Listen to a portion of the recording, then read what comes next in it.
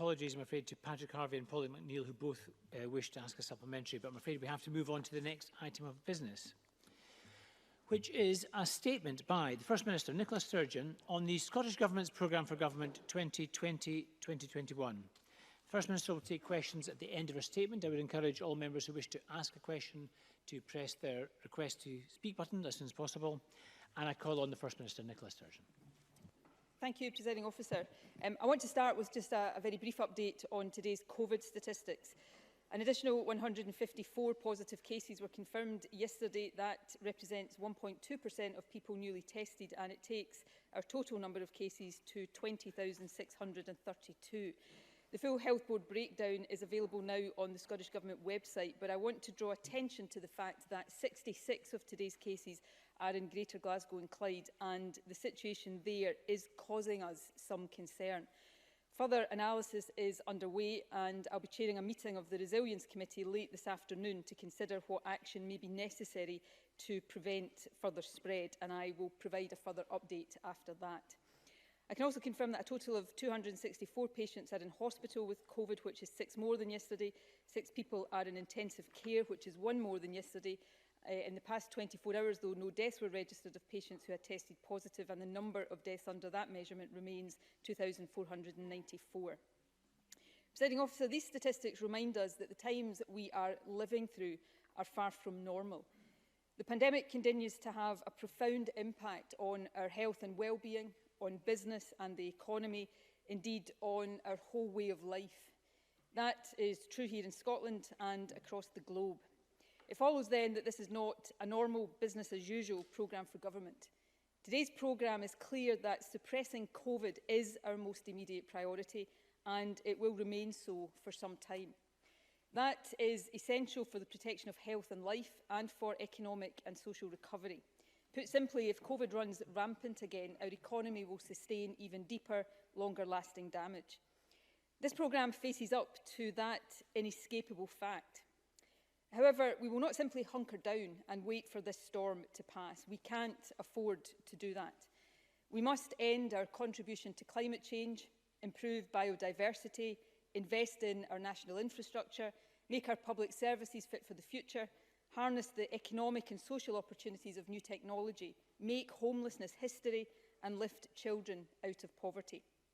So even amidst the uncertainties of a global pandemic, this is a time to be ambitious, to use the disruption of COVID to rethink how we do things, to make sure our immediate response to the virus works not just in the short term, but that it also helps shape a stronger, greener, fairer future. We must treat the COVID challenge not as a brake on our ambitions, but an accelerant. After all, if our response to the virus has taught us anything, it is that we achieve progress more quickly than we thought possible when we set our minds to it.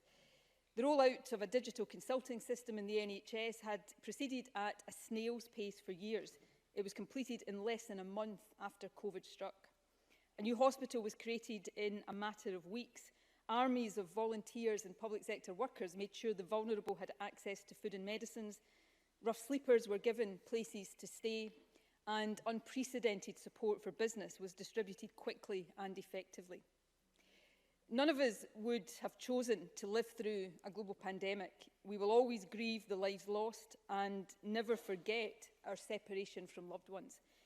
But we are also being reminded every day of the resilience of our human spirit, the power of human compassion, and the ingenuity of human intellect.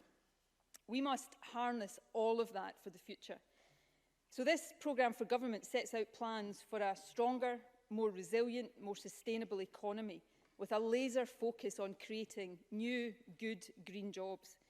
It guarantees opportunities for our young people, and it refuses to accept that their generation will carry the economic scars of COVID into adulthood. It strengthens and reforms public services, including our National Health Service, and it takes the first step on the road to a national care service. It promotes equality and well-being with decisive action on child poverty. At the heart of this programme is the new game-changing Scottish Child Payment. And it starts to reimagine how we can live our lives in ways and in places that prioritise health and well-being, recognising the benefits not just to individuals, but also to the economy. Let me turn then to the detail and firstly to the necessity of suppressing and hopefully eliminating COVID. While nothing can be ruled out, we want to do everything possible to keep COVID under control without another national lockdown. That means building and supporting public health infrastructure that can break the chains of transmission and keep outbreaks contained. Working with the UK, we have already expanded testing capacity and we will continue to do so. We will also make access to testing more accessible. Yesterday, the Scottish Ambulance Service took over the running of mobile test units and will continue to extend their reach. And I want to thank the Army for their work in establishing and running these units so far.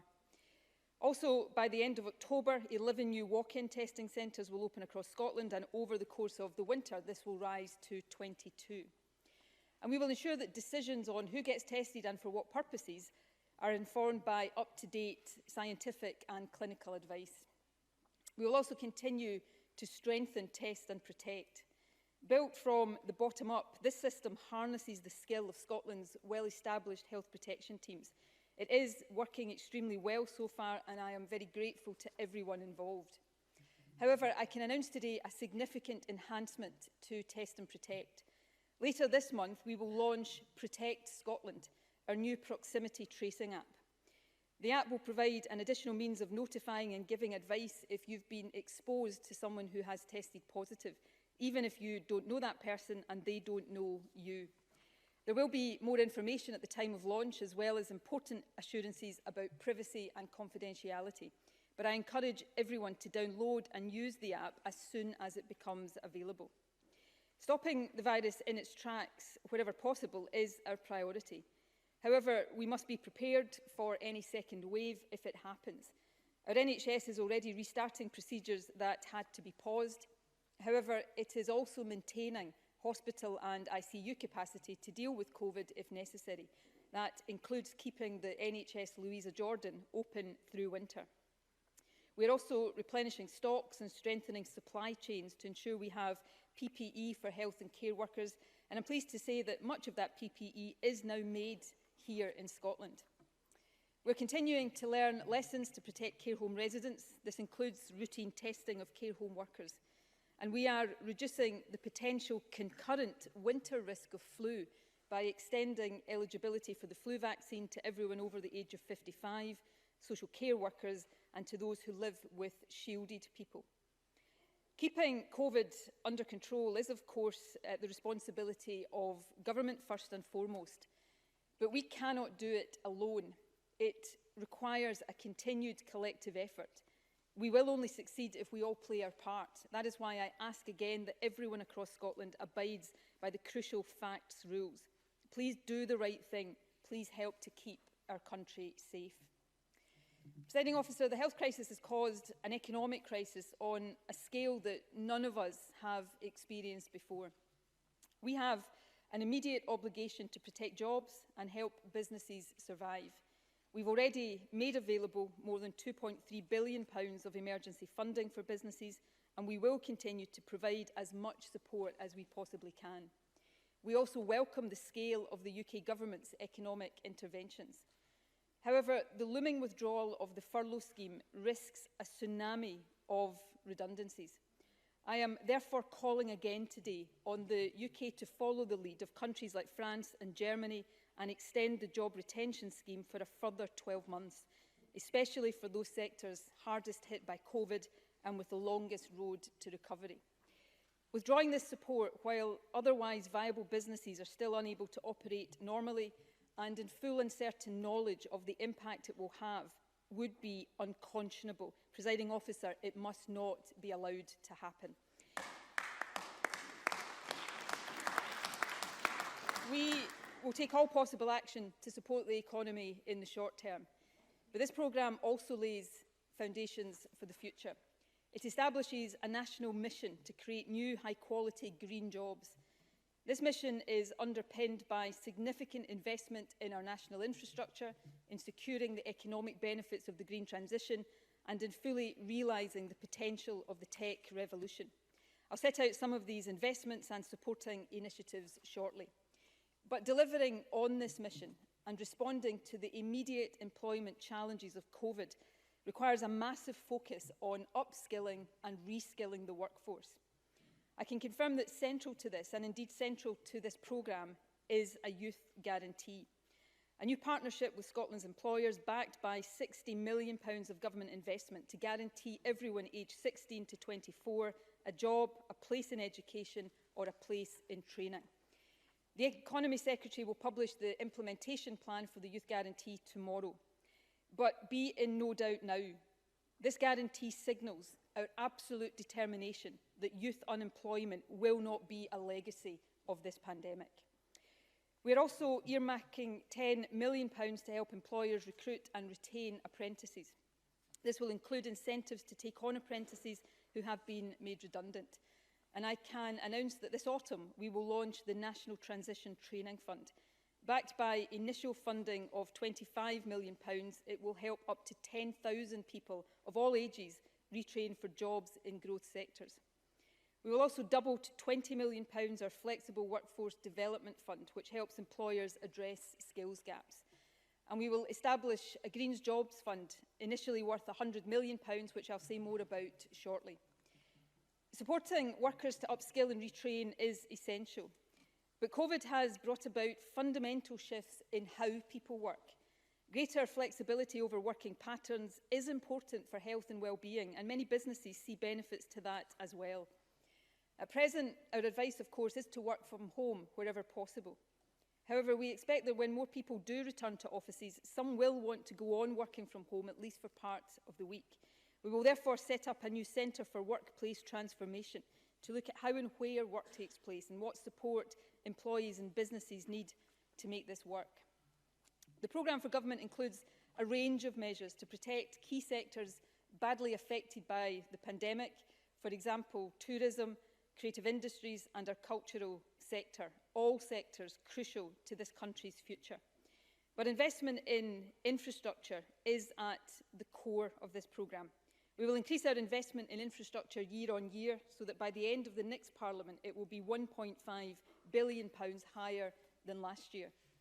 This month we will publish our new National Infrastructure Investment Plan, informed by the Infrastructure Commission, setting out the framework for £32 billion of infrastructure investment over the next 5 years. Part of that investment will be in digital infrastructure. The last 6 months have shown that access to the online world is a modern necessity, every bit as essential as access to electricity.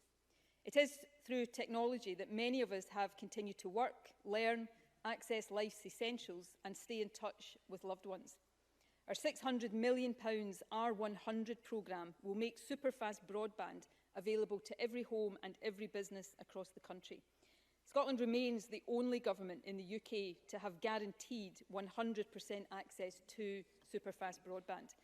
Work has already started on delivering the central and south of Scotland parts of the programme, and we have established a voucher scheme, the most generous anywhere in the UK, to ensure that everyone in Scotland has access to superfast broadband by the end of 2021, even if the R100 installation is not scheduled to reach them until later, or they are in the hardest to reach areas.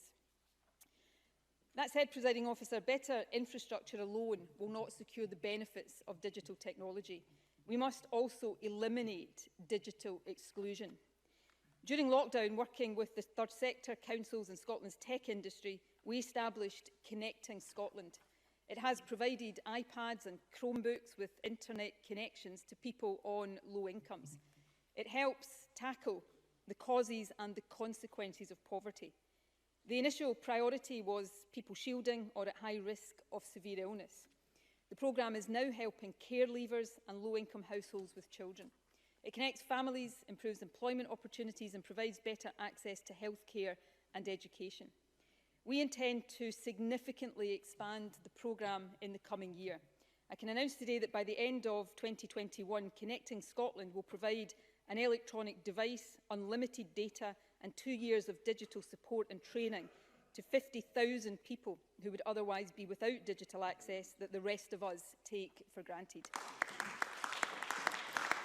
This is a massive step, and it will help us end the digital divide once and for all. We have, of course, previously expressed our ambition for Scotland not simply to be users of digital technologies, but to lead the way in the design and the development of that new technology. In recent years, we have enhanced our international reputation as a centre for technology and data. However, last week's review by Mark Logan, Skyscanner's former Chief Operating Officer, highlighted areas for urgent improvement. His recommendations, if implemented, will be truly transformational. This government accepts that challenge. I can confirm that we intend to implement those recommendations in full. We will establish a network of tech incubators to mentor and train tech startups. We will create an ecosystem fund to help those startups succeed. We will provide reskilling opportunities for people whose employment has been affected by COVID so that they can find new jobs in our digital industries. And we will work directly with the technology sector to deliver the recommendations on education, entrepreneurship and investment. Scotland already has significant economic and academic strengths in technology and data. Building on these is crucial for our future prosperity and success. This programme is a clear signal of our determination to expand these strengths, address our weaknesses and fully seize the opportunities of the digital age. Presiding Officer, our ambitions for a digital Scotland must go hand in hand with our ambitions for a greener Scotland, indeed our obligation to create a greener Scotland. In just 2 months, Scotland was due to host COP26. That gathering has, of course, been postponed, but the global challenge is more pressing than it has ever been. COVID is rightly the most immediate priority addressed in this programme, but we must not forget that the global climate emergency is intensifying and that it too requires our urgent attention and action. In the year ahead, we will make further progress towards Scotland becoming, by 2045 at the latest, a net zero emitter, ending forever our contribution to climate change. Last year, we set out the first phase of our Green New Deal, based on the principle that decarbonising Scotland is both a moral obligation and a significant economic and social opportunity. It committed an additional £2 billion of investment over the next Parliament to help achieve the ambitions set out in our climate change plan. Today we are setting out details of how £1.6 billion of that will be invested, for example by supporting green jobs, reprioritising road space for public transport use, planting trees and transforming how we heat our buildings. Our overall investment in decarbonising heat, which will in itself be more than £1.5 billion over the next Parliament, will help us improve energy efficiency, reduce fuel poverty and ensure that in just over 20 years, heating in Scotland will no longer be a source of greenhouse gas emissions. This transformation, driven by our responsibility to the planet, will also create and support many jobs across our country. As indicated earlier, we will also create a £100 million Green Jobs Fund. Half will be dedicated to helping businesses and organisations grow to significantly increase employment in low-carbon sectors.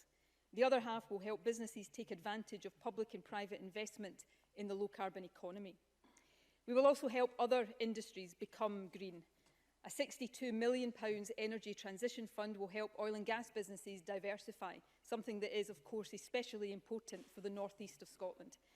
And I can confirm that we will invest a further £60 million to support the industrial and manufacturing sector's transition to net zero. One of Scotland's biggest industrial employers and one of its largest emitters is, of course, Grangemouth.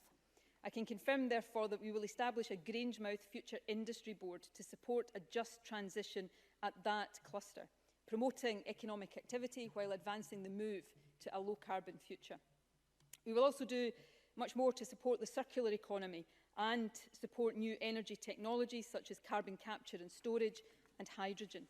And we will significantly increase peatland restoration, investing at least £250 million over the next decade to help meet our emissions targets and support jobs in rural and remote parts of our country.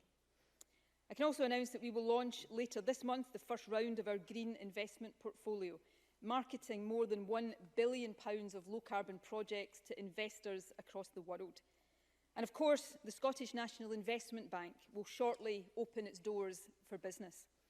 Capitalised to the tune of £2 billion over the next decade, its primary mission will be to drive the transition to a net zero economy. The bank will be a key source of patient finance in the years ahead. It will support the new technologies, projects and infrastructure that will put Scotland at the very forefront of the transition to net zero. I can confirm that the bank is already in discussions about a range of projects for early investment, including supporting supply chains for zero-emission public transport. The Scottish National Investment Bank, which in my view is the most important economic development of this Parliament, will be key to creating the low-carbon, high-technology and highly skilled economy we want and are determined to build in Scotland. Presiding Officer, this government will continue to do all we possibly can to help individuals and businesses adapt, survive and succeed. COVID has, of course, presented us with significant challenges, but these challenges are being compounded completely unnecessarily by Brexit. The UK Government's decision not to seek an extension to the transition period, despite the economic crisis caused by COVID, will cause avoidable harm to many Scottish businesses. It is an act of self-sabotage that we simply do not understand, but must nevertheless respond to. At the same time, we also face restrictions on our ability to protect key sectors as a result of the UK's plans to create a so-called internal market that undermines this Parliament and risks lowering standards. Nevertheless, Presiding Officer, Brexit demands that we work in partnership with business, the third and public sectors to make sure that Scotland remains an attractive location for inward investment. I can therefore announce today that we will publish before the end of this year, as an accompaniment to our export strategy, a new inward investment plan, with the express aim of creating 100,000 high-quality jobs over the next decade. Presiding Officer, Brexit and the way in which Brexit is being implemented immeasurably strengthens the case for Scotland becoming an independent country with the ability to shape our own destiny and contribute positively to Europe and the world. If this was a programme for government in an independent Scotland, it wouldn't have to contemplate the damage of Brexit at all. Instead, it could set out even more far-reaching plans. Plans for an immediate extension of the job retention scheme, not a plea for another government to do so. The greater use of borrowing powers to further stimulate our economy.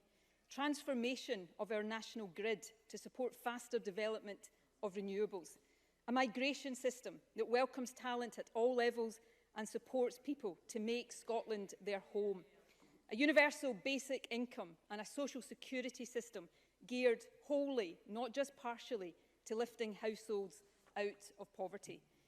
That is why before the end of this Parliament we will publish a draft bill setting out the proposed terms and timing of an independence referendum, as well as the proposed question that people will be asked in that referendum. And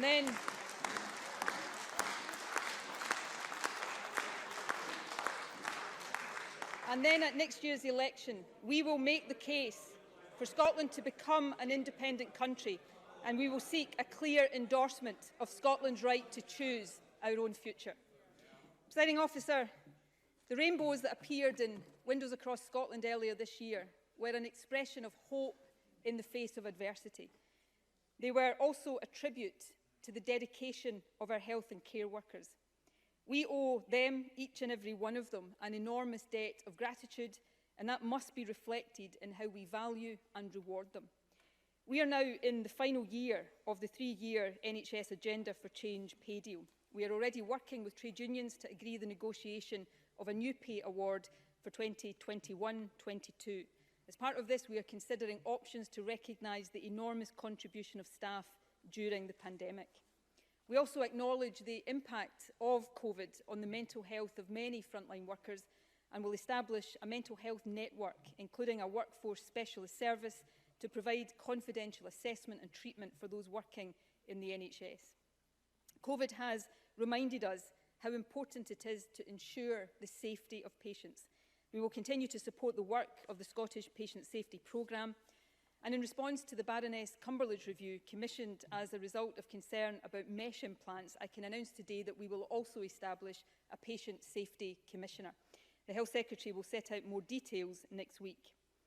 Our immediate priority, of course, is the remobilisation of the NHS, but we will also reform access to services in light of the COVID experience and expand the use of technology. Work to restart services paused because of COVID and to tackle the backlog of procedures is already underway. We're also expanding elective capacity through the National Elective Centre programme. The first of our new centres for elective surgery will open next month at the Golden Jubilee Hospital. Construction will start shortly on the Highland Centre, and next year it will start on new centres in Grampian and Livingston and on the second phase of the Golden Jubilee.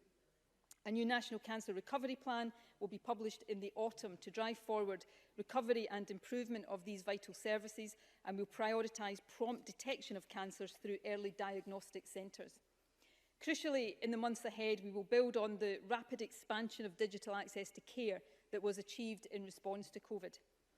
Early on in the pandemic, we quickly upscaled the use of the Near Me video consultation service.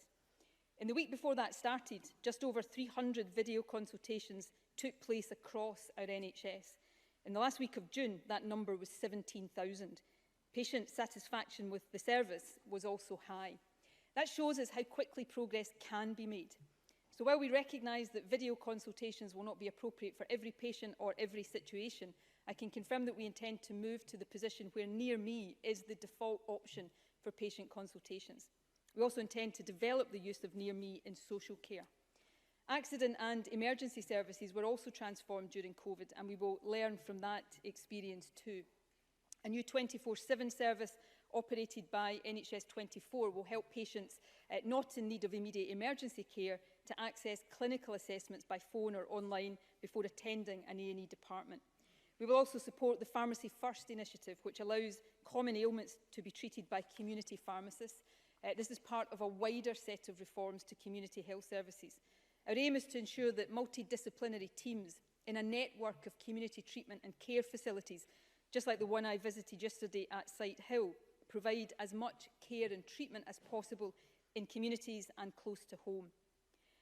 COVID has undoubtedly highlighted and exacerbated health inequalities. So we will promote healthier and more active lifestyles for all. We will invest £500 million over the next 5 years to support active travel.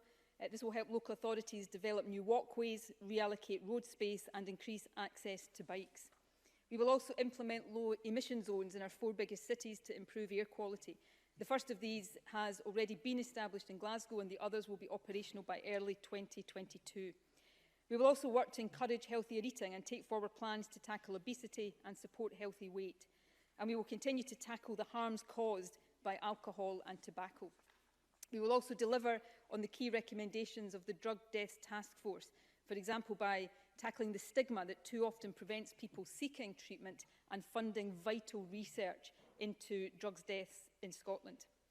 Presiding Officer, a central commitment in last year's programme for government was a major reform and expansion of mental health services.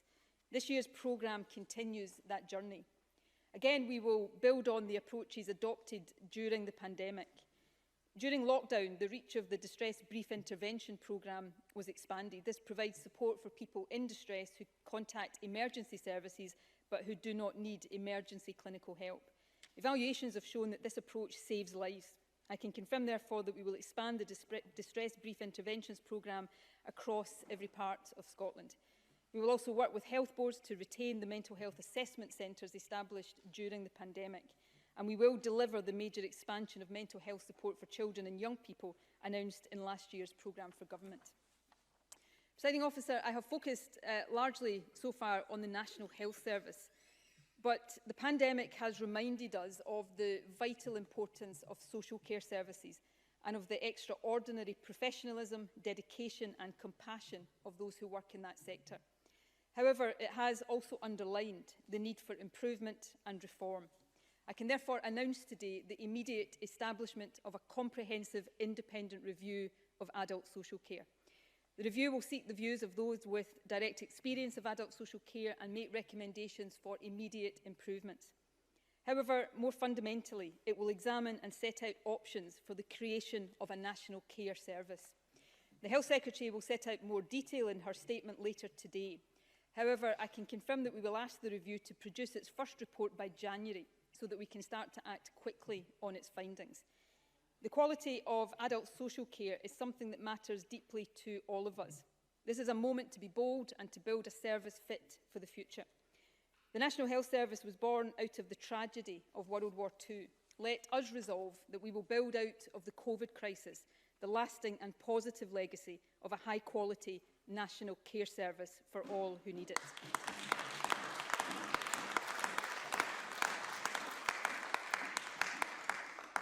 The last few months have reminded us once again that quality public services and a strong economy must go together. We will continue to invest in the Scottish Fire and Rescue Service and in Police Scotland. I am extremely grateful to both of these emergency services for the work they have done to help the country through the COVID crisis. In terms of the wider justice system, we will work with courts, the legal profession and victims' organisations to tackle the backlog of cases that COVID has caused. We will continue to promote and expand the use of community interventions as a more effective alternative to short-term prison sentences. And we will progress plans to modernise the prison estate, prioritising replacements for HMP Barlinnie and HMP Inverness.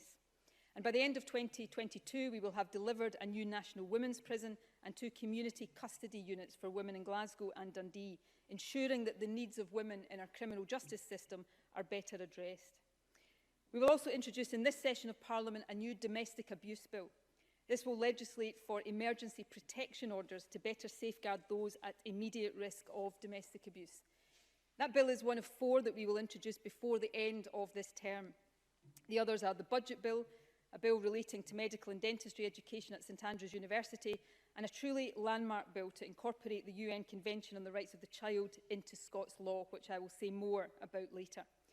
There are 7 additional bills already before Parliament which will continue their progress in the weeks ahead. They include the Defamation and Malicious Publications Bill, the Redress for Survivors of Historical Child Abuse Bill, the Heat Networks Bill, the Forensic Medical Services Bill and the Hate Crime and Public Order Bill. On the last of these, I know concerns have been raised and I want to give an assurance today that we will listen carefully. Freedom of speech and expression is fundamental in any democracy. Let me turn now, Presiding Officer, to housing. We will continue to make ending homelessness a national priority and provide more support for new housing. We will update the Ending Homelessness Together action plan, learning from the approaches taken during the pandemic, and we will significantly scale up Housing First. We will also take action to reduce the risk of people becoming homeless because of COVID-related financial pressures. During the pandemic, we legislated to stop people being evicted. We will extend the protection against eviction for rent arrears until March of next year. However, I can announce today that we will also establish a £10 million tenant hardship loan fund to support people struggling to pay their rent because of this pandemic. We will also continue to invest in new social and affordable housing. Investment in housing is also an investment in our economy, in jobs and in our communities. Before lockdown, we were on track to deliver 50,000 new affordable homes by the end of the Parliament, 35,000 of them for social rent. We're working with the construction sector to catch up and hit that target as soon as possible. That has been a £3 billion investment and we intend to expand on it.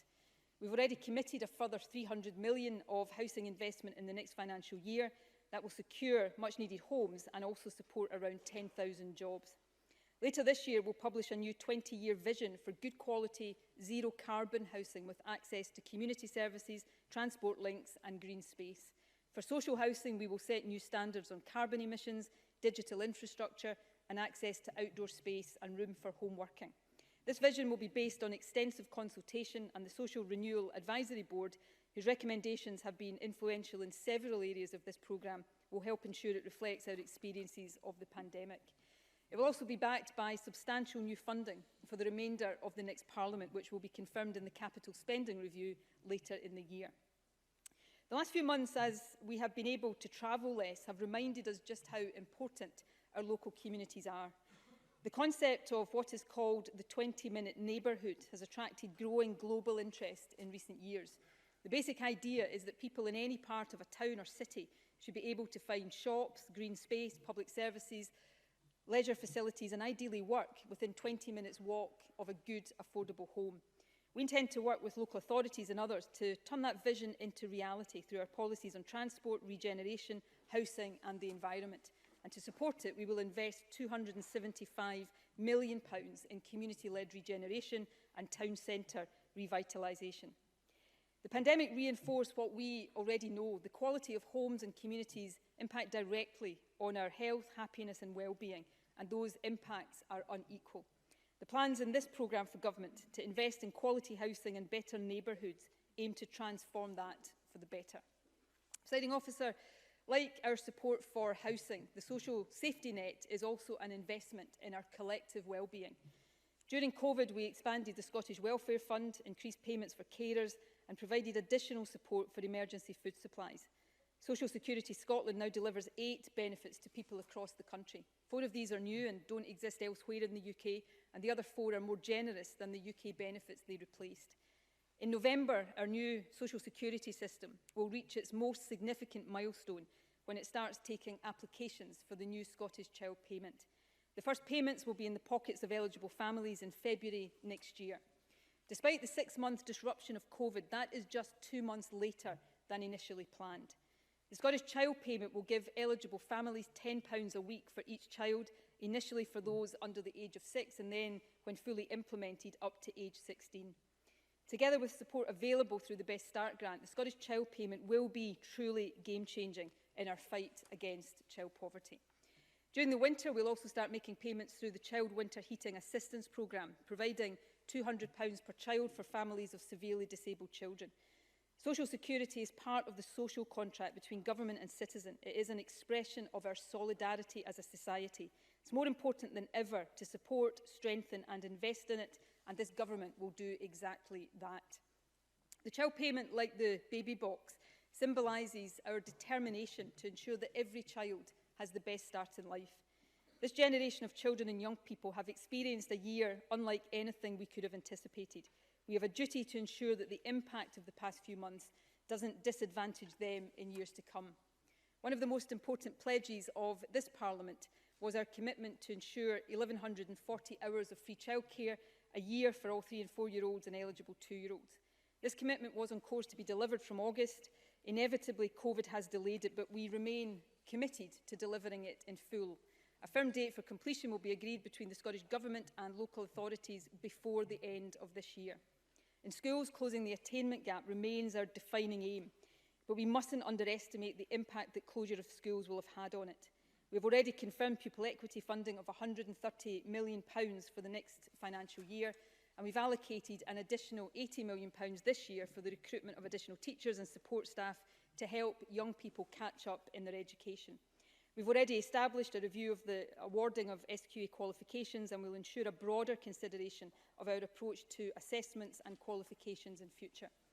I can also confirm that we will fund additional university places to ensure no young person loses out on higher education as a result of the issues with this year's qualifications. And having met our interim target, we will continue to work toward the objective of closing the gap in access to university. We aim that by 2030, at least 20% of university entrants will be from our 20% most deprived communities. In the more immediate term, we will work with universities and colleges to help them deal with the substantial impact of COVID. I also want today to renew my personal promise to children and young people with experience of care and recommit to the full implementation of the Independent Care Review's recommendations. Fiona Duncan, who chaired the review, has already been appointed to lead an oversight board to hold us to account. Presiding Officer, we will also respond to the Black Lives Matter movement and the global resistance to continued racial injustice. This programme sets out how, on health, the economy and in communities, we can better recognise and respond to the challenges faced by minority communities.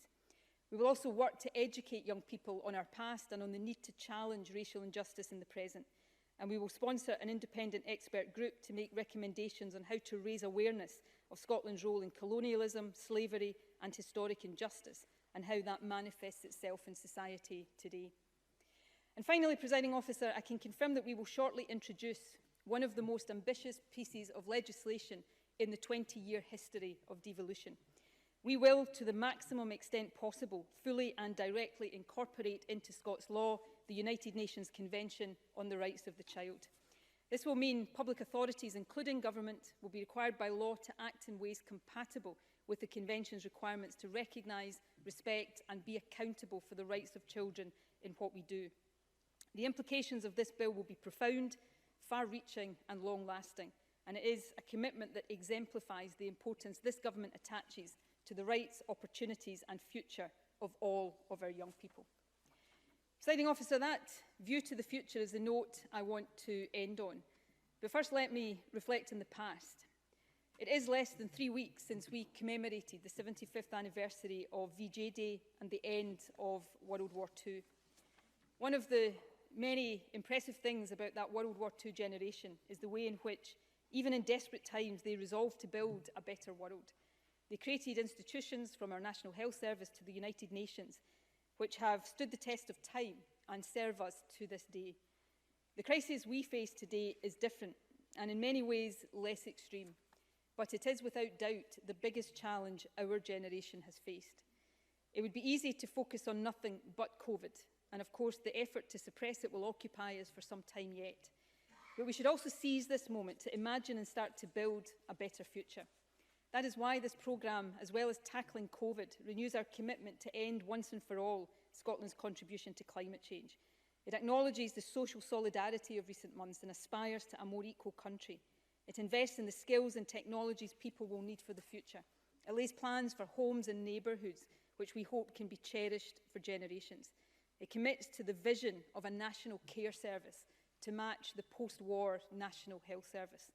And it seeks to ensure, above all, that COVID will not be the defining experience for this current generation of young people. It aims instead to improve their education, enhance their life chances and guarantee their human rights.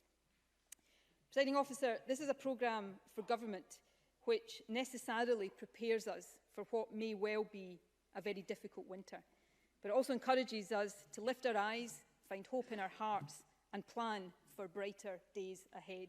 I commend it to the Chamber.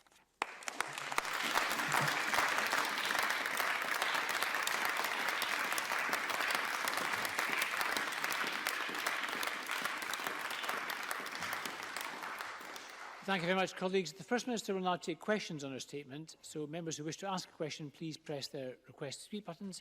And I call on Ruth Davidson. Thank you, Presiding Officer. I thank the First Minister for advance sight of her statement. She's called the action to protect, support and create jobs a national mission, and I agree. And to that end, I welcome a number of measures referenced today, including increased investment in digital infrastructure and further support for youth training. Such moves are welcome, but they remain insufficient.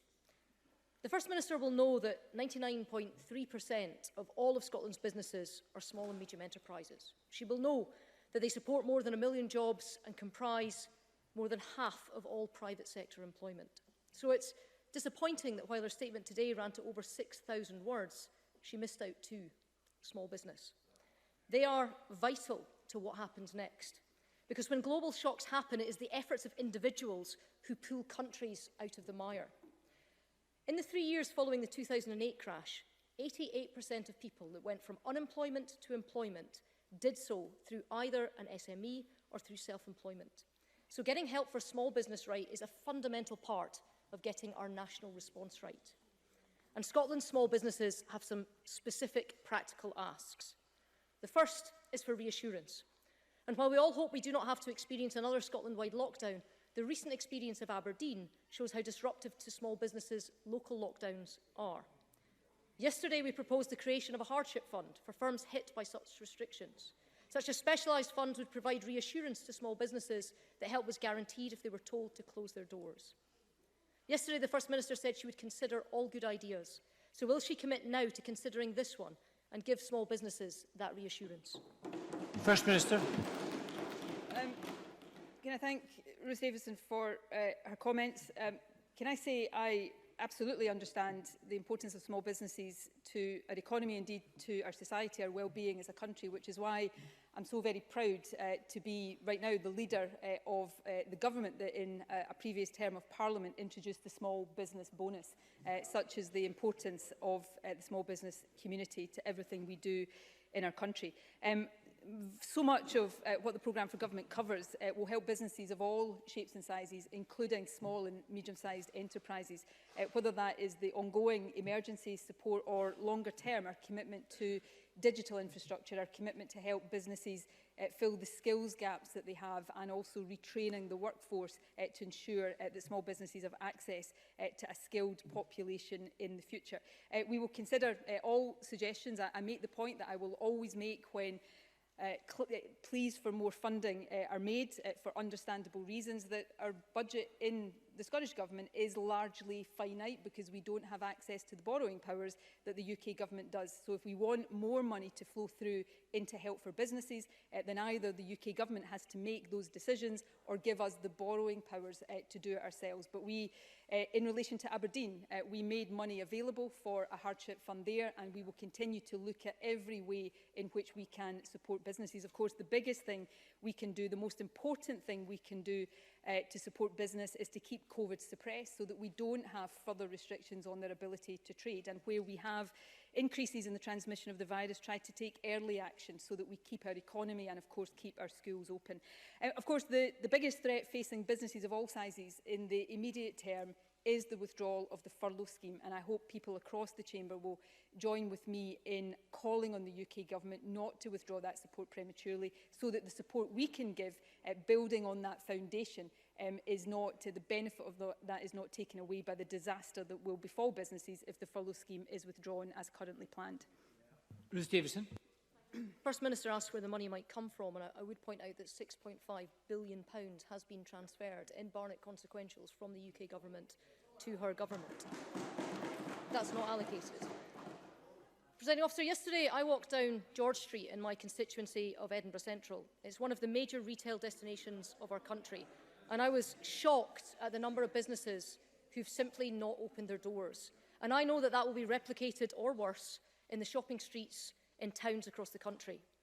In fact, the Federation of Small Business Scotland says that over a third of firms forced to close have no idea if they'll ever be able to reopen. But they also say that there are measures that this government can take to help more of them to do so. And a simple one is to put back business rates evaluation, as small businesses can't afford to pay rates based on pre-recession value with less money coming through their door. England and Wales have already agreed to push their valuation back to April of next year. So will the First Minister follow suit? First Minister. Yes, that is under consideration. I think the Finance Secretary will shortly make clear our intentions on the next revaluation date. Unlike, I understand, England and Wales, we're also looking at the tone date to ensure that there is as small a gap between that and the revaluation as possible, because we understand the importance of that to businesses, but I'll let the Finance Secretary set out the details of that when she is ready to do so. Can I say, and I hope this will be taken in the spirit it's intended. We have a budgetary process every year which all parties have the opportunity to contribute to. Some take that opportunity, some don't. This year is different.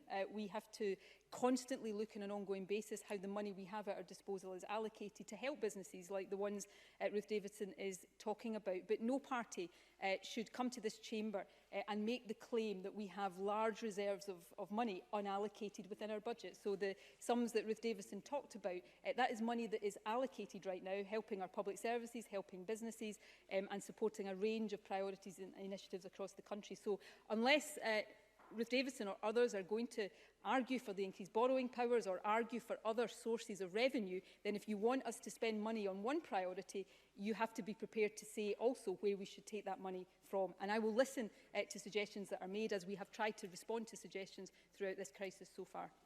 Ruth Davison. I'm coming to the First Minister with practical and constructive measures advanced and supported by Scotland's largest business membership organisations. And she asked me for the envelope, and I told her it. Now, as the First Minister will know, many small businesses have needed to adapt their premises in order to meet the new social distancing and other public health guidelines that have been put in operation. And if they hadn't, they would not have been allowed to reopen or trade again. But now they fear they're going to be hit twice over. Once to foot the bill for those adaptations, And again, if the adaptations that they have made lead to higher property valuations, which decide how much they then go on and pay in rates. Now, it would be a travesty if Scotland's small businesses, already hammered by months of enforced closure and a continuing lack of footfall, were to be further penalised through their rates bills just for doing the right thing. So will the First Minister give them a categorical assurance today that she will take the steps necessary to protect them from higher rates bills caused by public health adaptations?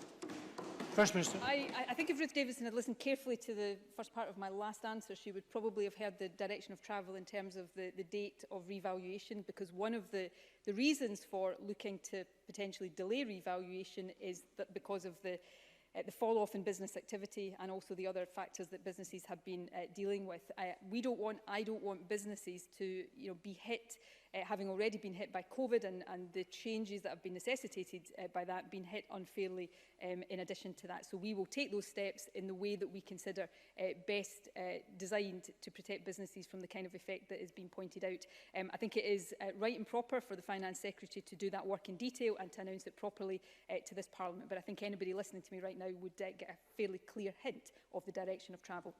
Ruth Davidson. Thank you. Now, one of the best and biggest ways to help people back into work is to sort out childcare. And I think it was sadly typical of this government today that their commitment to childcare is delayed, but their commitment to a referendum bill is front and centre. Now, the First Minister paused her pledge of 1,140 hours of free nursery care in July due to a shutdown of building sites adding the extra provision. But extending nursery buildings was not the only problem. According to Audit Scotland in March, these nurseries were still behind in recruiting staff, with thousands of places unfilled. So while the First Minister says she'll update working parents in December about when they can expect to see 1,140 hours finally delivered, can she commit today to using this pause to recruit and support enough nursery nurses through training to actually make it happen? First Minister. Of course, Ruth Davidson may be interested to know or to learn that there are many local authorities right now already delivering 1,140 hours. I saw today, I think, if I read this correctly, Shetland making that announcement today. There have been others over the last period. So the commitment to that policy is well on track. The Audit Scotland report back in March, of course, before COVID, outlined the challenges with a project of this scale and ambition. And remember, it's a project of scale and ambition that no other government across the rest of the UK has committed to. Absolutely. So yes, there are challenges. That programme was on track. It will be completed. Many councils are already delivering it, and those that are having to get back on track will set out their revised plans as soon as possible. And this will be one of the flagship commitments and the flagship achievements of this term of Parliament. And when it happens in full, I look forward to Ruth Davidson congratulating the government and local authorities on that achievement. Richard Leonard. Presiding Officer, can I thank the First Minister for advance sight of her statement, and can I share her concern that this public health crisis remains a major risk? It is a matter of concern and must continue to be our top priority above all others. There are many aspects of today's programme which I welcome. We have long advocated the case for a Scottish Jobs Guarantee Scheme. We hope, when the implementation plan is announced tomorrow, that it is based on the real living wage. We welcome the commitment to the United Nations Convention of the Rights of the Child, and we have been calling for radical reform of our care system and the creation of a national care service for the last 10 years.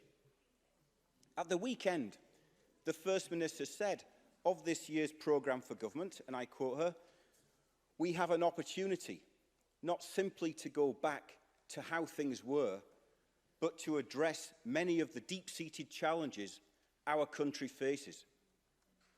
I wholeheartedly agree. One of those deep-seated challenges is the challenge of unemployment and the crisis of jobs. The First Minister has today promised a plan for new green jobs. But we have heard these promises before, repeatedly. Meanwhile, multi-million-pound contracts go overseas and less than a third of the jobs promised materialise. So how do we know that this time we won't simply go back to how things were, with broken promises, empty yards and offshore jobs. What is going to be different this time? First Minister. Of course, as Richard Leonard knows, we work hard, we continue to work hard, we're doing it on an ongoing basis to make sure that as many of the economic benefits of fast renewable projects, for example, are enjoyed here in Scotland. That is an uphill struggle, and part of the reason it's an uphill struggle is that so many of the levers in Contract for Difference, for example, are still reserved to Westminster. So again, if Richard Leonard wants to will the ends of something, he has to also will the means, and I look forward to having his support for these arguments in future. I think there is a lot if what Richard Leonard has been saying in recent weeks and months is sincere, as I expect it will be. I think there is an awful lot in this programme for government that he will welcome and will want to get behind so that we can collectively across the Parliament deliver on it. The implementation plan for the Youth Guarantee, which is so important in making sure that youth unemployment is not a legacy of this crisis, as I said, will be published tomorrow. Sandy Begbie, who has my gratitude for the work he's done on that, I believe has had discussions with opposition leaders to share the thinking on that. The commitment to the living wage generally on the part of this government is extremely strong, and we have taken a number of steps to advance that, and an ambition around the living wage I'm sure will be central to the Youth Guarantee implementation plan as well. We do have an opportunity out of crisis to rethink how we do things. That is not to say all of this will be easy. My responsibility is to make sure we are using all of the levers, all of the resources at our disposal. But the elephant in the room will always be that some of the levers, particularly around the economic interventions, are not in our hands. And there is always going to be a real flaw in Richard Leonard's arguments if he's still in the position of arguing that these levers and these powers and so much of these resources should be in the hands of a Conservative government at Westminster rather than in the hands of this Parliament. But I hope I will be able to change his mind on that in the future. Richard Leonard.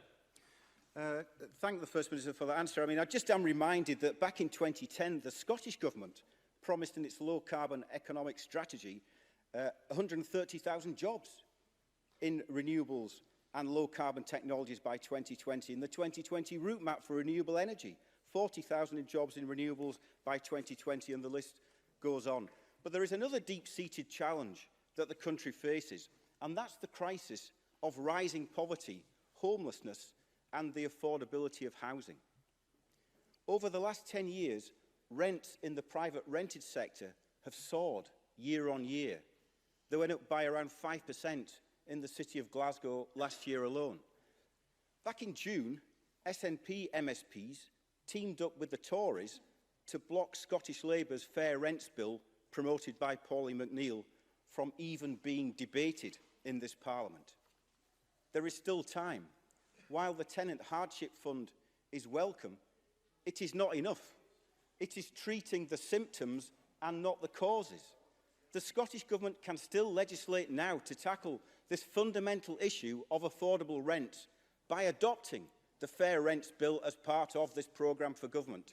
So will the First Minister make that commitment, or are you content to simply go back to how things were? First Minister. I think that characterisation is completely wrong. We have legislated to reform the private rented sector, delivering and implementing many protections for tenants that weren't there previously, and that is a very welcome step forward. I've made very clear we are open to further progress on that, whether that is around rent controls or further protections for tenants. That's why in the face of the crisis we have protected people against eviction. We're extending that, and I do think a £10 million fund to help those who are struggling to pay their rent is a really good, positive step forward that I hope Richard Leonard will welcome. But of course, we're also the government that has invested record sums in building new social affordable housing, and that is fundamentally the way in which we address the housing crisis. I remember one of Richard Leonard's colleagues, Ian Gray, who I'm not sure is in the chamber right now, back when he was leader, one of the previous leaders of the Scottish Labour Party, saying that the problem with Scottish Labour is they pass world-leading legislation, they just forgot to build the houses to implement it. We've got on with building the houses, and we will continue with that investment. So we've got limited legislative time between now and the election. The UN Convention Bill is a flagship piece of legislation, but we will, I had discussions not that long ago with the Greens, which has partly led to the announcement around the Tenant Hardship Fund today. So we can't always find extra time for legislation, but we are open to considering other things that we can do to try to deliver the protections that we want. And on poverty, you know, this is the government that is introducing the child payment to lift children out of poverty, something the last Labour administration didn't do and no other government across the UK is doing. So we are putting money where our mouth is when it comes to lifting children out of poverty, and I would hope that's something that a Labour leader would welcome. Richard Leonard. Well, child poverty halved last time Labour was in power, and I'm not sure I got a yes or no to the question which I put. So I'm not quite sure whether those families living in the private rented sector will take any crumb of comfort from what the First Minister has just said in this Parliament. Over the past 6 months, no part of our society has been more tragically hit by COVID-19 than our care homes. It's clear that our care system is not fit for purpose. So I do welcome the announcement of a review of the care sector. I hope that review includes a review of its financing, because it's been under-resourced for too long. The deep-seated challenge we face, though, means additional funding alone will not fix this broken system. The First Minister has said for some time that she sympathises with my calls for a national care service, and today's announcement of a review is a welcome signal of intent. But there was a review of residential care in 2014 which led to barely any changes at all. Time is running out. This is the final term of this Parliament. So will the First Minister take the opportunity today to confirm not only that she intends to create a national care service, but when? Will she confirm that she will also act immediately to level up the terms and conditions of the extraordinary workforce she spoke of, those who deliver care? And in her statement, the First Minister draws a comparison with our National Health Service. So can she confirm that, as with our National Health Service, the profit motive will be removed from the care of our oldest and most vulnerable citizens? Because we cannot be content simply to go back to how things were in the care sector. First Minister.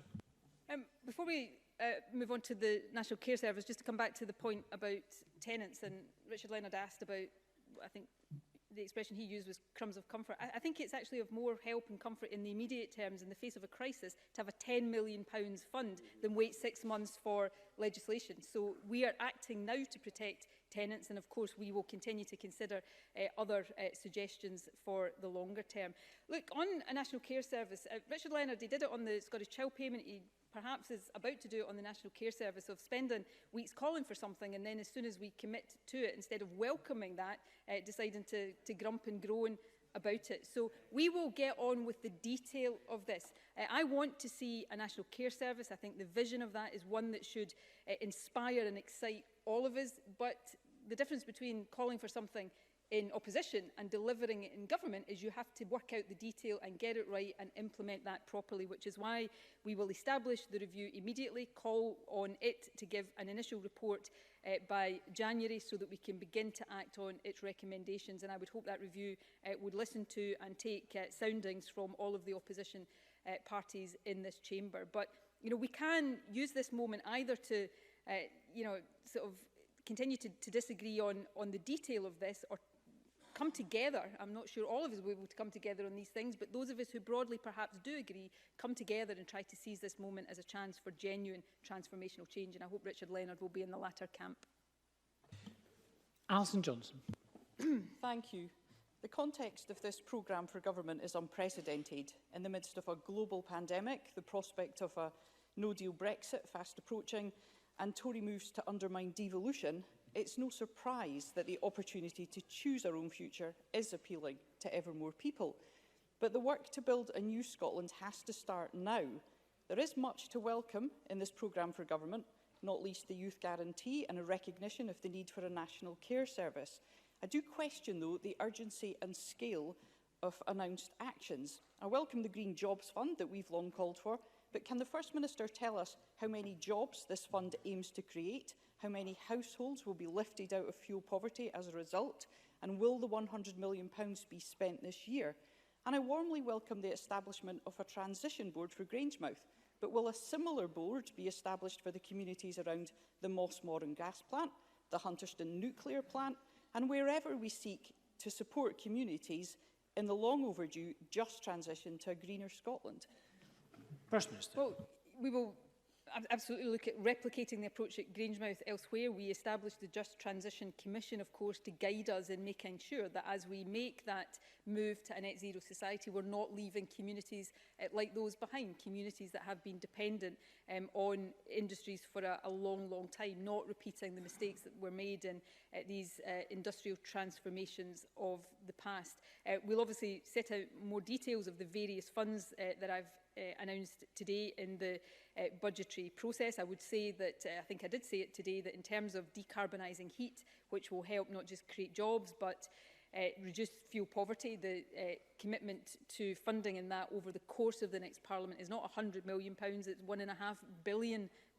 This is a massive investment that will help us tackle climate change, but also give the foundation for that green jobs recovery that I have been talking about. I would love to do more on all of these things. I would love right now, because governments across the world are doing this, to use borrowing powers at a time when that borrowing can be accessed to kickstart these recoveries, to earn more wealth and revenue along the way. But we have to operate within the financial constraints that we operate within, and we're maximising that as much as possible, while still arguing, and crucially arguing, for us to have the powers and access to resources that other independent countries the world over are able to take for granted. Alison Johnson. Thank the First Minister for that response. Of course, there are few more important policies than those that would guarantee a secure roof over our heads. And we welcome the fact that the Scottish Government has finally recognised that tenants urgently need support. But £10 million of loans is inadequate. The proposed loan fund represents £30 per tenant and is, of course, debt. As we recover from COVID, Scotland faces a tidal wave of evictions, and the First Minister said in her statement that we legislated to stop people being evicted. But we didn't. We legislated for a 6-month delay. It is a fact that eviction orders are being granted currently by the Tribunal as a result of notices to leave issued before emergency legislation. And those issued with notices to leave since the 7th of April will be subject to evictions proceedings in the Tribunal over winter. Now, Greens have repeatedly called for real tenant protections, including a rent freeze and a stronger ban of evictions resulting from arrears accrued because of the pandemic. Will the First Minister reconsider the case for these measures and at least prevent landlords being allowed to evict tenants because of arrears where the tenant is in receipt of loan funds? Thank you. First Minister. Look, I hope Alison Johnson's colleagues will tell her that I have signalled an open-mindedness to discuss all of these things. We won't go into the detail of our discussions, obviously, but there are some practical issues around some of what Alison Johnson has raised there, and we will try our best to work through those. But for example, in terms of applying legislation retrospectively against evictions to the pre-COVID period is a legal difficulty to do. What we have done is ensure, because of the notice period, and when you add that to the time tribunals take to consider cases, effective ban on evictions during this COVID period right throughout this winter. We've also listened very carefully to our colleagues here around the Tenant Hardship Fund, recognised that there is a need to help people with short-term financial difficulties because of COVID. And again, this was a specific request of her colleagues. I was asked to look at the Welsh Government scheme. We've done that, and we've come forward with the proposal today. I've also undertaken to consider how we make people who would benefit from the current legislative protections more aware of those protections, because people right now may not know that if they challenge an eviction notice, then they have that protection over the winter period. So I can't stand here and say that every single ask that has been made of me is deliverable. practically or financially. But I am absolutely determined, as I think we've demonstrated today, to listen to good ideas and where we can, as we've done through the Hardship Fund today, respond to that positively. And that's the spirit that I would hope we can have these discussions in on housing, on homelessness and indeed on every other aspect of the programme. Willie Rennie. I wish to pay a sincere tribute to all those who have worked as professionals and as volunteers to serve their communities during this pandemic. It has never been a problem for the First Minister to read out a long to-do list. It's the got-done list that's the problem. It is always so much shorter. Let me ask about child mental health for the third year in a row. 2 years ago, 208 children were waiting over a year. It trebled last year, which the First Minister described as unacceptable. It was the worst it had ever been, and that was before the virus hit. Now it has doubled again, and there is no new plan today in the programme for government. Young people deserve the best mental health support. Why does the government have no new recovery plan for child mental health today? First Minister. We have invested record sums in mental health generally, I think, but also in child and adolescent mental health. We're employing record numbers of professionals in mental health.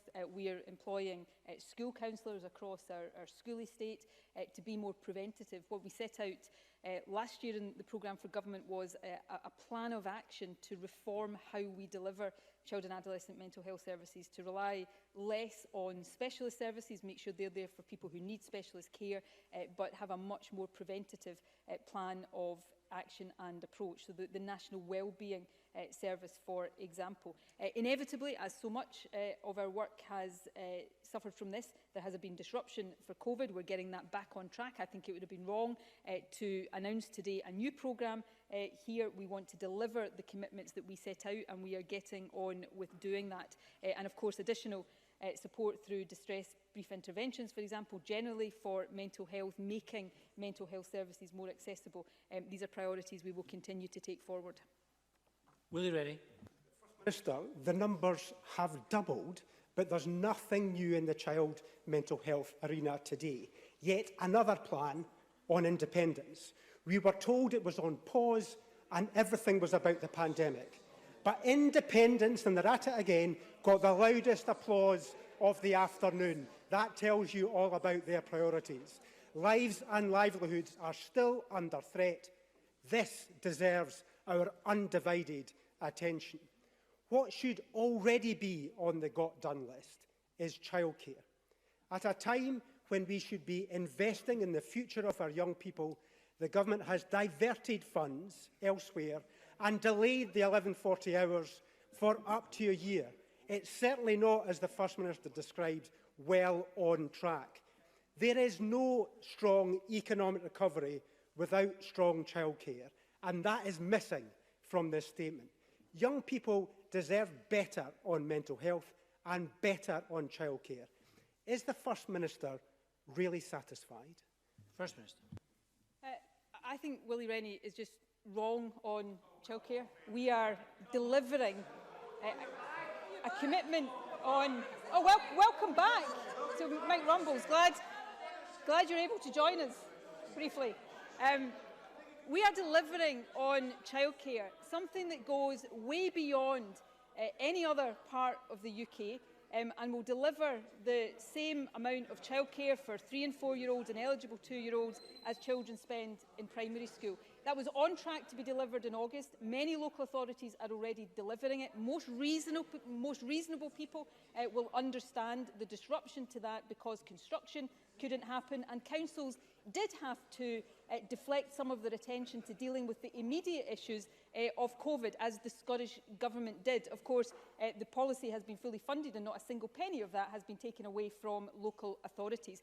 So we will now get on, catch up with that and deliver that commitment in full. And when we do deliver that commitment in full, as we do, then just as I said to Ruth Davidson, I hope Willie Rennie will be standing up in this Parliament congratulating this government, because of course it's not something that the Liberal Democrats took the opportunity to do in all the years they were in coalition with the Conservatives.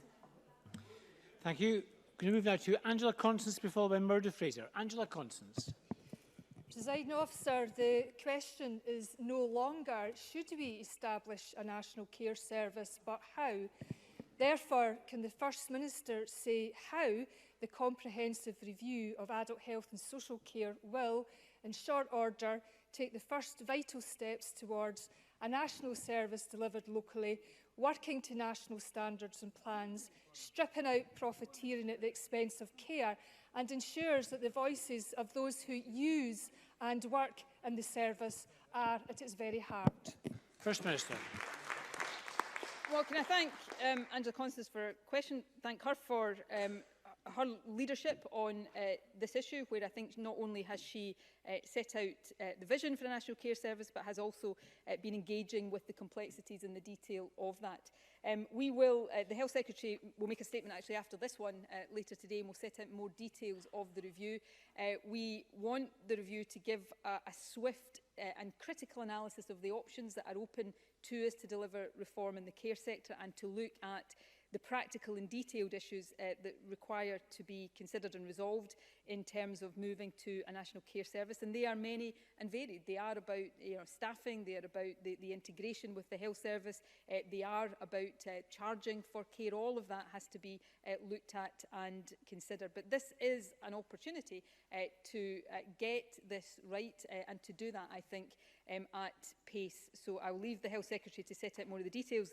There will obviously be a chair of the review. It will be supported by an advisory panel, and crucially the voices of those with direct experience of care will be at its centre. Murdo Fraser, to be followed by David Torrance. Thank you, Presiding Officer. The First Minister said in her statement that she would publish by the end of this year a new inward investment plan. But this time last year, she made exactly the same promise in the Programme for Government 2019-2020, and no plan has yet been published. Back in January, the then Finance Secretary Derek Mackay promised that the plan would be published by this summer, and it has still not appeared. So can't you tell us when exactly this plan will appear, and how can we have confidence that this time it will actually happen? First Minister. I hate to be the one to remind Murdo Fraser that we have, of course, over the last 6 months been living through a global pandemic. And the Minister, actually, who will publish the inward investment plan, it has, over those 6 months, been leading our work on ensuring a supply chain, a Scottish supply chain, for the PPE that our health and care workers need. And he has my grateful appreciation for the excellent work he has done there.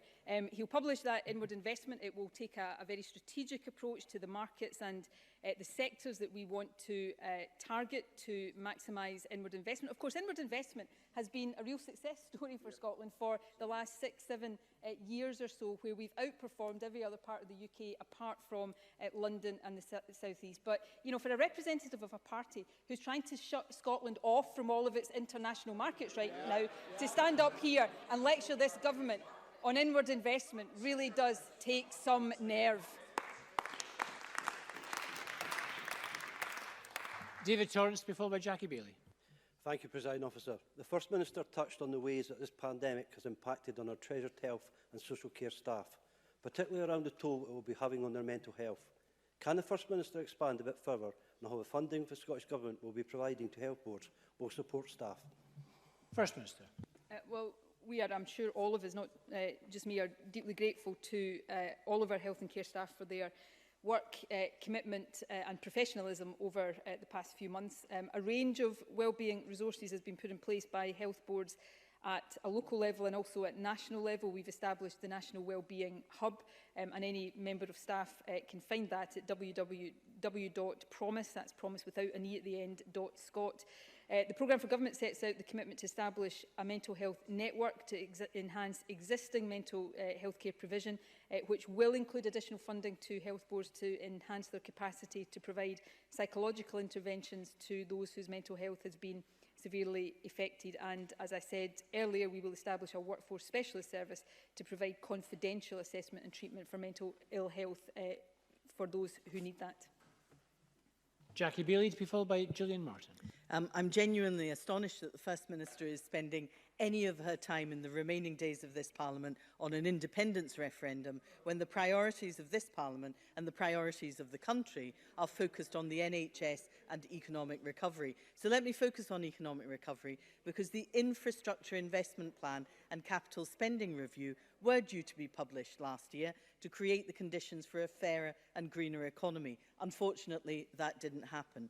We all agree that infrastructure investment is critical to economic recovery. So let me ask the First Minister how much of the capital investment limit of £4.7 billion this year will be spent in year, whether there are opportunities to accelerate this, and why is the capital spending review delayed to later in the year when it should sit alongside and inform the infrastructure investment plan? First Minister. Well, we will maximise all of the resources at our disposal, and we will accelerate funding where we can, and the Finance Secretary will keep Parliament updated on that.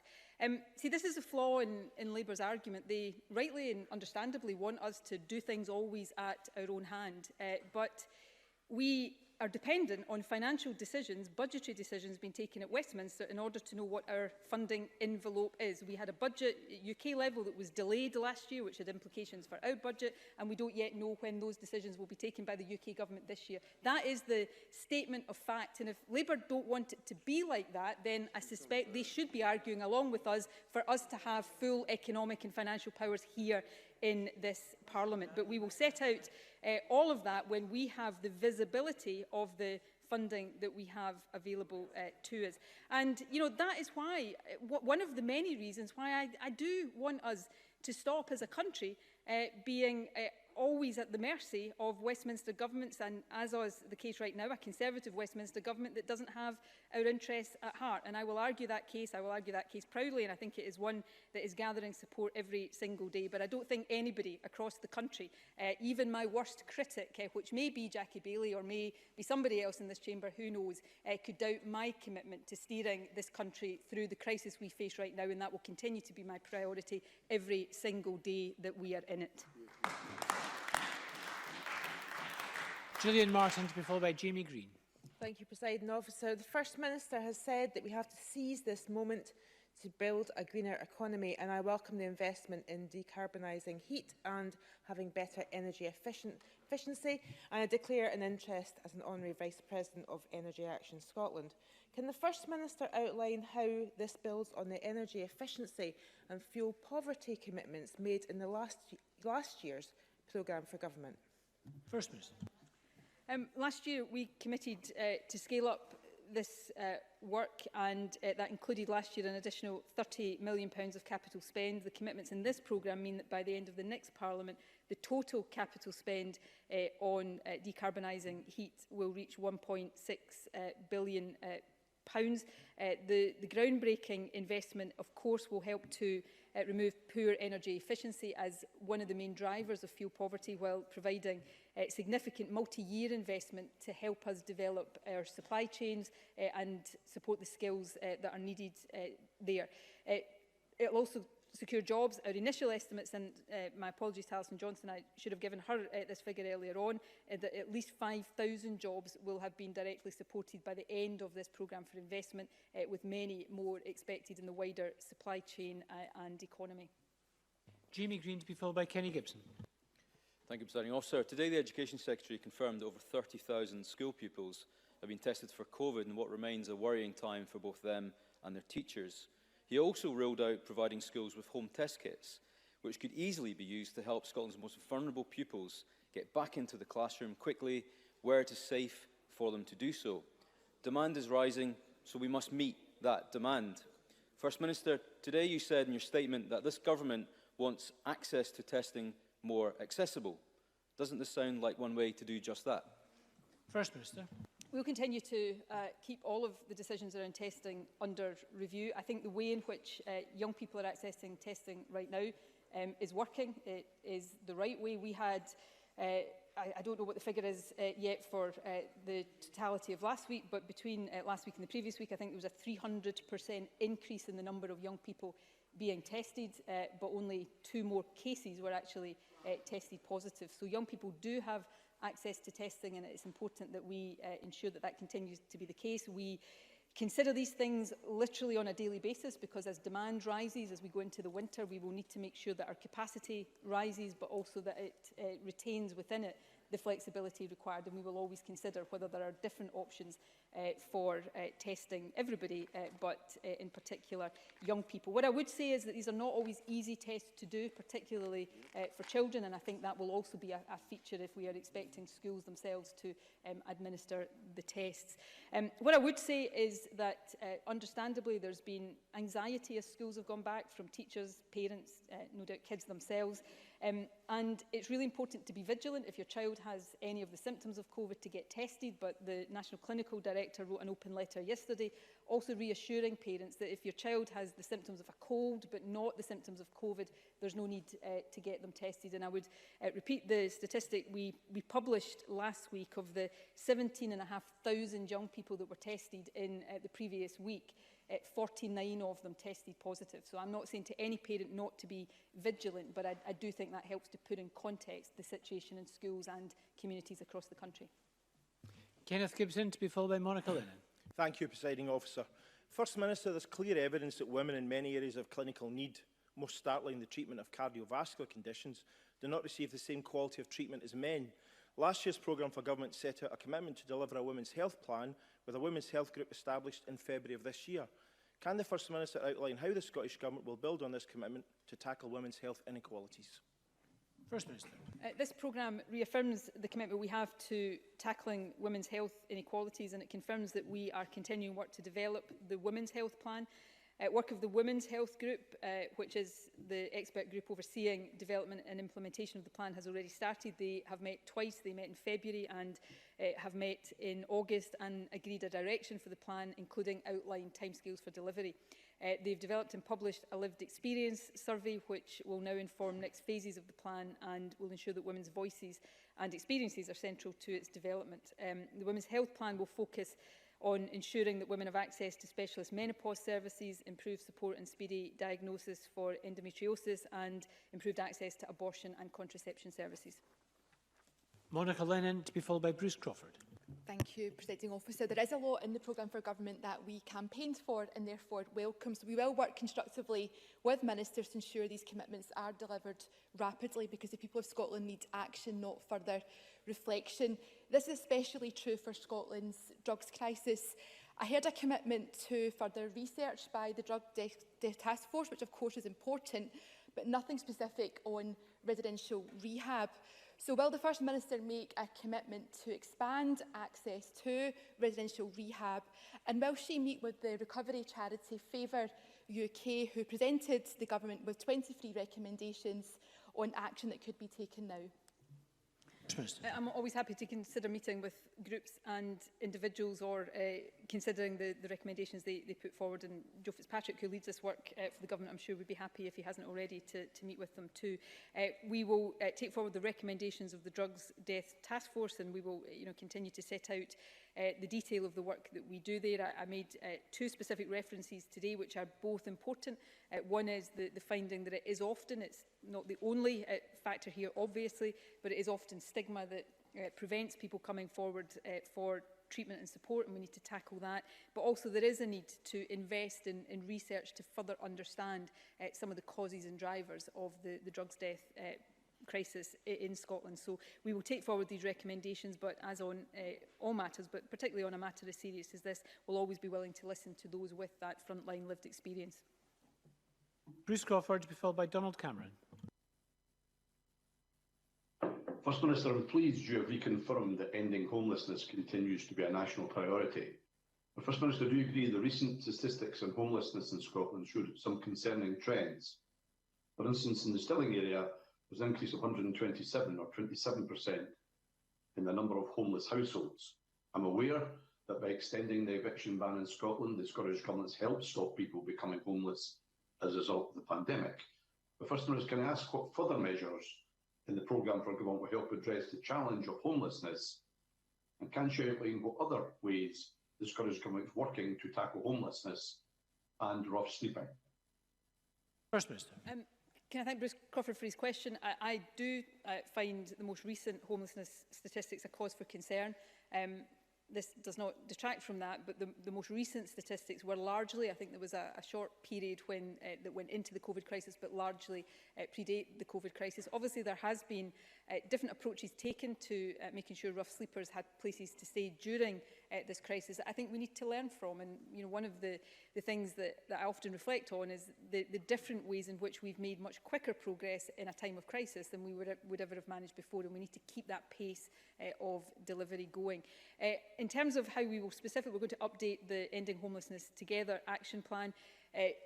We also intend to massively scale up Housing First from the initial Pathfinder areas that has been working in. We are currently funding, I think, a 6-month pilot of homeless people who are living in hotel accommodation in Edinburgh, who had previously been rough sleeping, and the work there is to get them into settled accommodation in the private rented sector, and that pilot project is intended now to inform the development of an all-Scotland plan to do that. So there's lots of challenges here, but also lots of very good work to try to make sure that we really systematically deal with the causes of rough sleeping and homelessness and end it, which should continue to be our national priority. Of course, we want to stop people becoming homeless in the first place, which is why some of the work we've done around evictions and the fund that I've announced today also is important in that regard.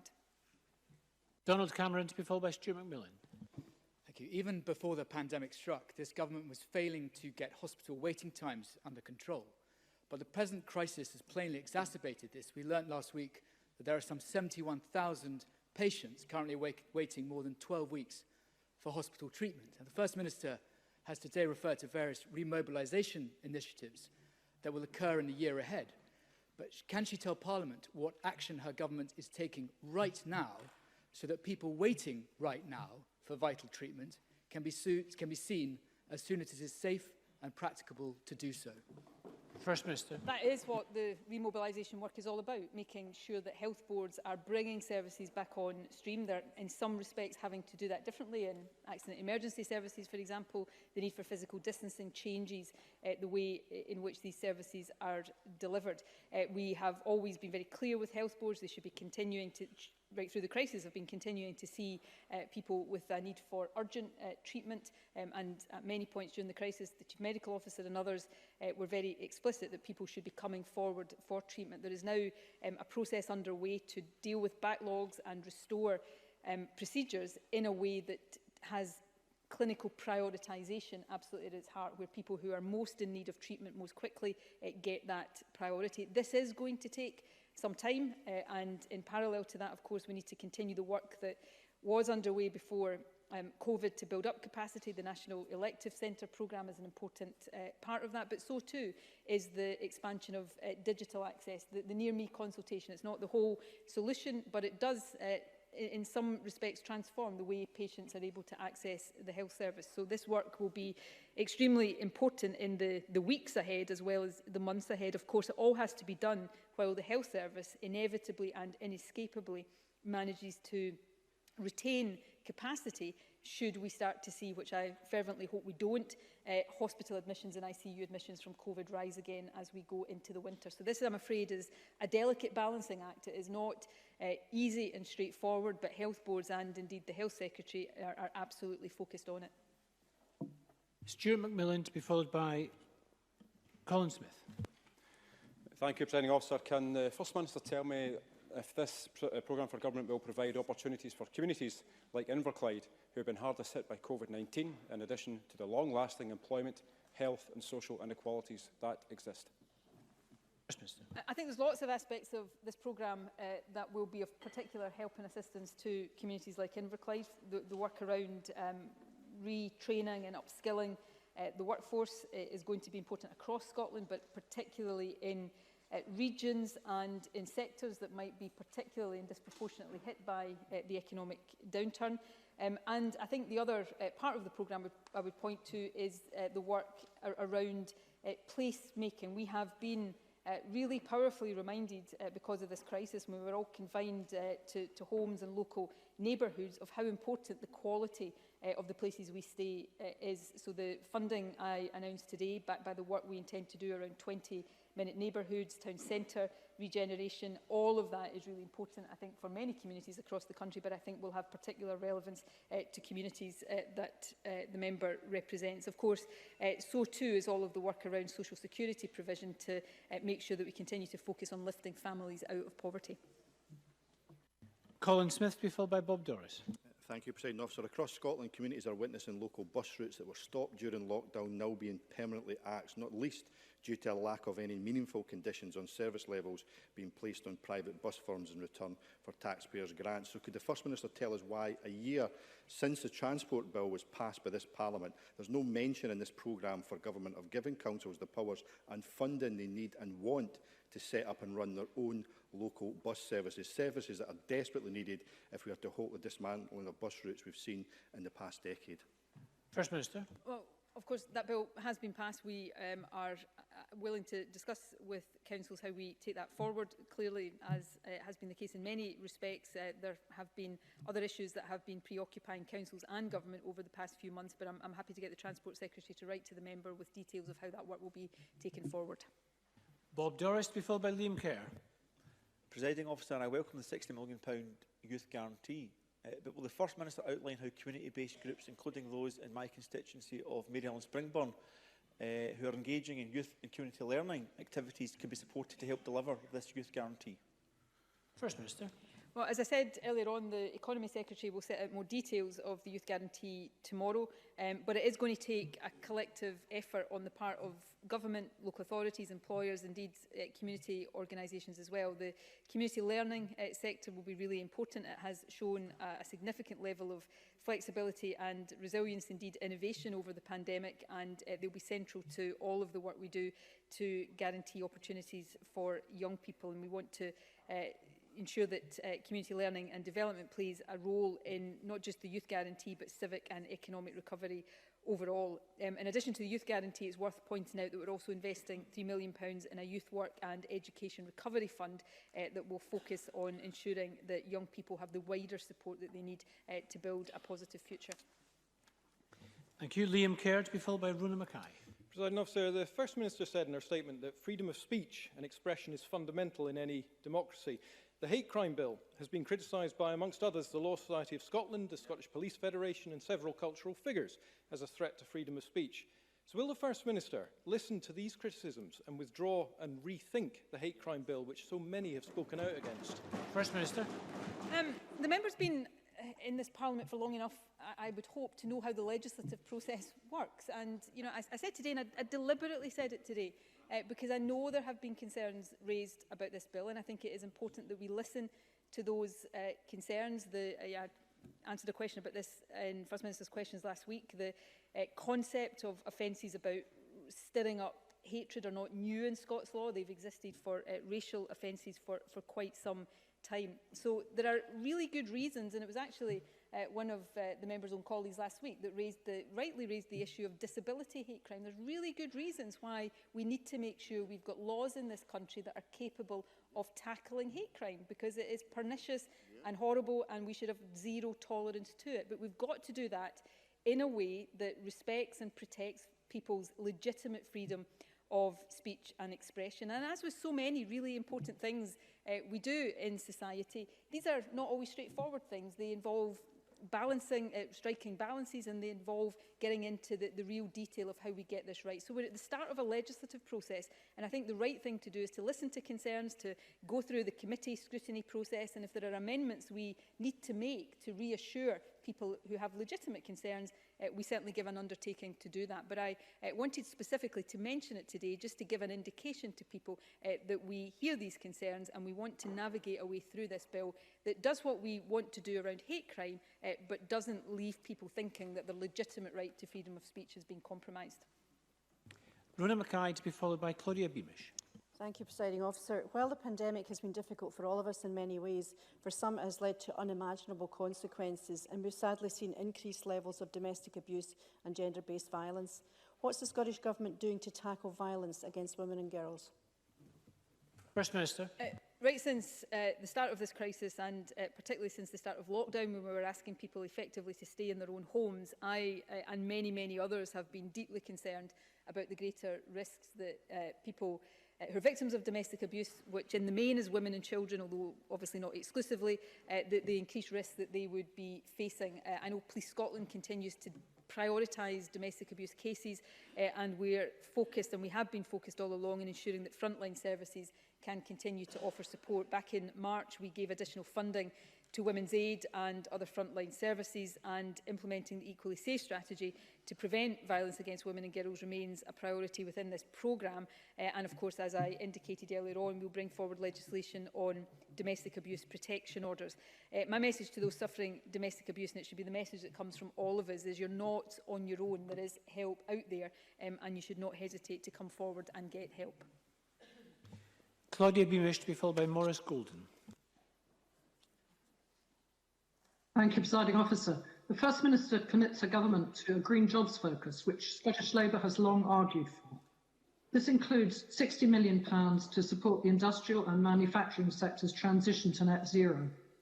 In view of there not being a circular economy bill in the programme for government, can the First Minister explain to the Chamber how the Scottish Government, working with trade unions, businesses and education providers, will ensure relevant skills and job opportunities will be justly created in both design and remanufacturing, and how there will be relevant conditionality in investment and procurement on this issue? First Minister. Well, all of that is built into the approach that we take to all of these things. It's encapsulated in the Just Transition Commission, which of course has trade union voices. We consult trade unions widely and rightly about all manner of things that relate to jobs and fair work, and we'll continue to try to make sure that justice is at the heart of every aspect of the transition to net zero. We also, of course, put huge emphasis, and rightly increasing emphasis, on our fair work agenda, making sure that where appropriate there is, as the member referred to, conditionality on government support, and that support only being available if they then do the right things in terms of their workforce. So we continue to make sure that the voice of trade unions is heard very loudly and clearly. I meet myself twice a year with the STUC and member trade unions to make sure that all of these issues on an ongoing basis are absolutely embedded in our approach. Thank you. Maurice Golden, to be followed by Sarah Boyack. Thank you, Presiding Officer. The First Minister has made much of the benefits of digital technology. I wholeheartedly agree. Other devolved nations are investigating smart apps to allow the disabled, elderly and infirm in particular to claim under a deposit return scheme. The Scottish Government have ruled this out. Why? First Minister. I am very happy to get the Environment Secretary to give a detailed answer to that, because I'm not, unfortunately, able to do it right now. Digital is a core part of how we all live our lives. What I would say to Maurice Golden, my apologies for not knowing the exact detail of that, is if we have decided not to do something, it will not simply be a case of setting our face against it. There will undoubtedly be reasons why we have reached that conclusion, and I'll ask, as I say, the Environment Secretary to set that out in more detail. But increasingly, across all of our programmes, making sure that the ability to access them digitally and as easily as possible is critical. So I'll make sure that more detailed response comes as quickly as possible. Sarah Boyack, to be followed by Neil Findlay. Thank you, Presiding Officer. Can the First Minister confirm that the new £275 million investment for town centres and active travel investment will be passed to local authorities so they can deliver on the ambitions she has for the 20-minute neighbourhoods and the transformation our communities and town centres desperately need, given the impact of COVID? And can she confirm whether the £500 million investment in active travel represents an increase on current spending? First Minister. On the precise detail of the funding over current spending, I'll come back in writing to Sarah Boyack just to make sure the information I give her is absolutely accurate. On the question about will it go to local authorities are central to this. We have discussions in the normal course of the events with COSLA and with local authorities about the specific allocations.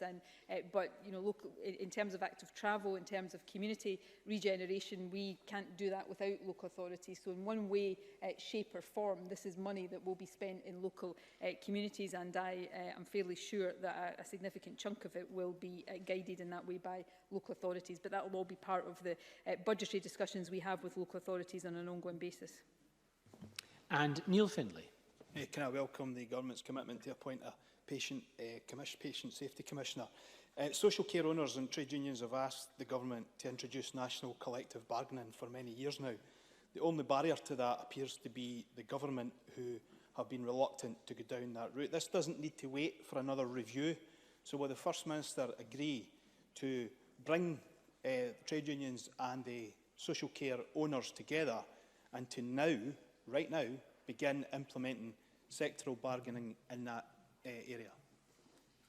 First Minister. I'm not going to give an absolute guarantee on that right now, but I will take that away and come back with a more considered answer. I am a very strong advocate of collective bargaining. We, through our performance framework, have targets of increasing collective bargaining in our economy. The Fair Work Commission, of course, has looked particularly at the social care sector, but I will have discussions with colleagues and indeed with trade unions and consider whether that is something we can and should move on a much quicker timescale than the review that I've set out today.